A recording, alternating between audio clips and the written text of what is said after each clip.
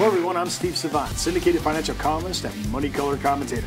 On today's show, Charitable Gift Annuities, part 4 in our series on end of the year charitable giving strategies with attorney Les Raatz. Welcome to this 4th segment, Les. Thanks. We're talking charitable giving all this week, and we've been getting in a little bit into the weeds, but we just want to make sure we're covering everybody in the audience. Now, we're going to get into a little bit. Our industry is known for acronyms. I'm sure you have acronyms in the attorney field, the estate planning. We are besieged with acronyms, and we're not smart enough yet to drop them when we're with clients, right? We forget ourselves, and we pontificate. We don't mean to be that way, but we have a bunch to go through here. You know, clats, crits, crats. You know, I mean, just a lot of crit, crat, and clats going on. Let's talk about charitable remainder annuity trusts first. Who is a client for that?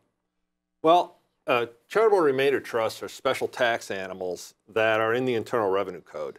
And the idea here is that there is a person, our client, who wants to make charitable gifts and would like to do so in the most tax-efficient manner. Well, they can certainly say, well, when I die, I will leave this property to this charity, and then I won't have to pay estate tax on it. But I don't get an income tax deduction for it, but I get to give it away. But there is a way to get both an income tax benefit as well as reduce your estate tax. And that is through the form of an animal, and there are other animals, but one of them is a charitable remainder trust.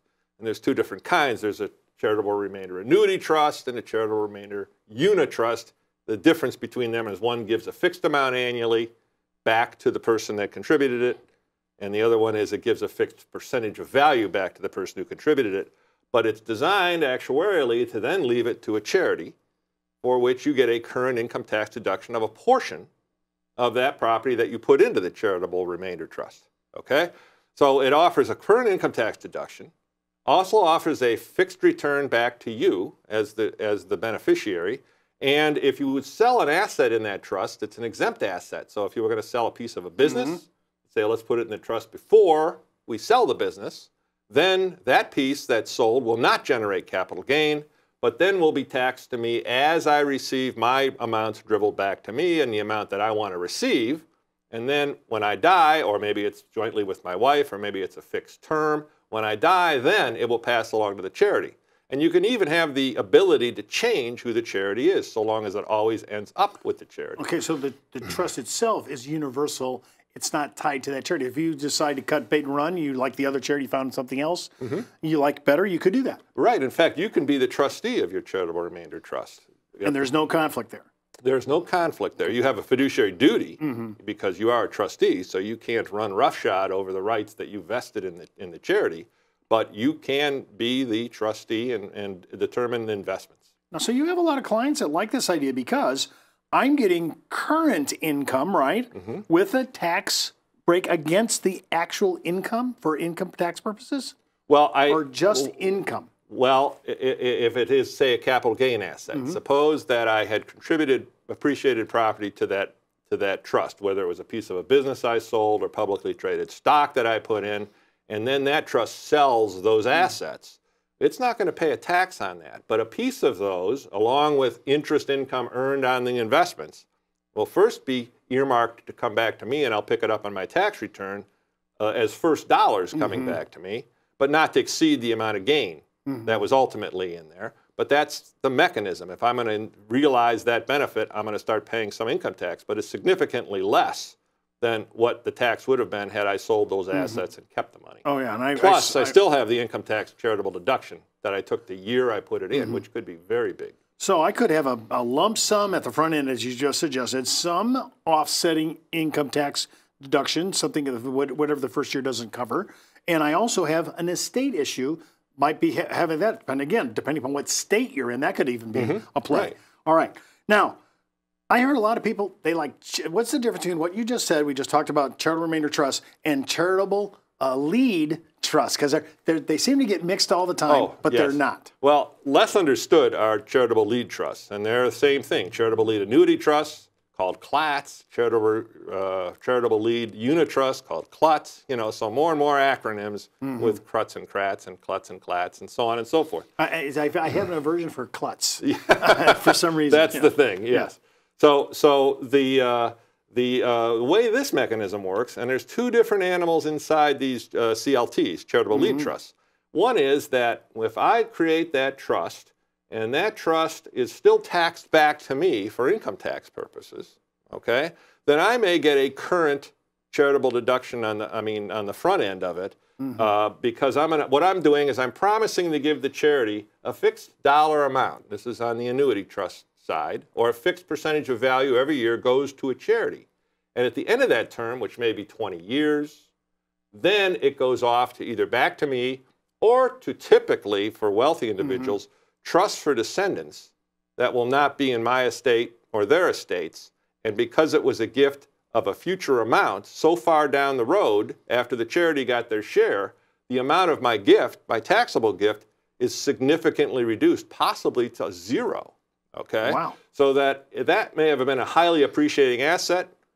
Theoretically, millions of dollars could have been contributed to it, and I got it out of my estate, and I didn't have any gift, taxable gift to speak of putting it in. It gets more complicated, but that is a subtle result of using lead trusts for what would be advanced sort of estate tax planning. Well, it's not too subtle if you said zero tax. That's pretty good. I would say that's subtle. That's pretty good. Right. I would okay, so who's the client for this? Well, the client for this is, say, a wealthy individual. I mean, way up there above the estate tax exemption limit. It's typical for this sort of thing.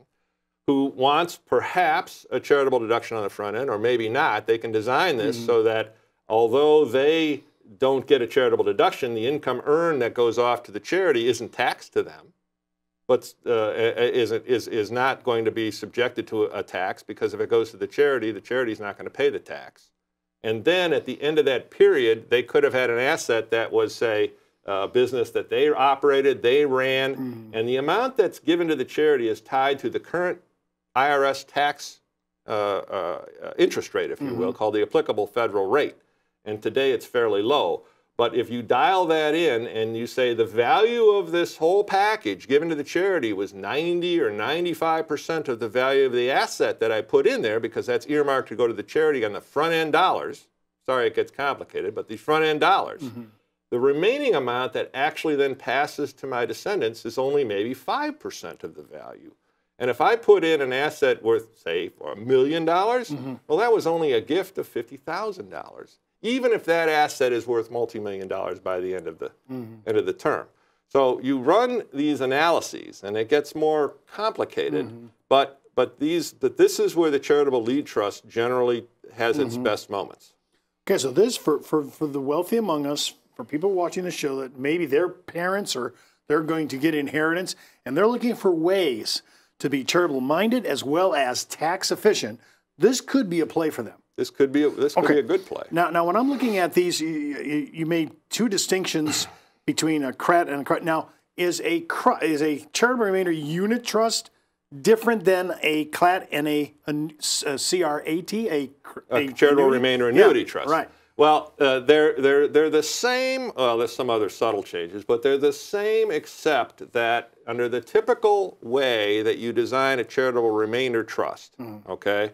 Your design was to try to get a charitable deduction of the remainder interest that passes down the road to the charity, but based on the present value of that gift today. So I put my asset into the charitable remainder trust, whether an annuity trust or a unit trust, and I'll explain the difference there, is that in either case, what happens is it's determined mathematically or actuarially that my gift to that trust that as a charitable aspect of it may have been 50%, 60%, 80% to the charity, in which case I get a current income tax deduction potentially to that amount. And then what I've retained is what I will not be the charitable gift. But in order for that charitable gift to be worth that 80% and not zero, I have to get a fixed return back to me in order to permit me to subtract that.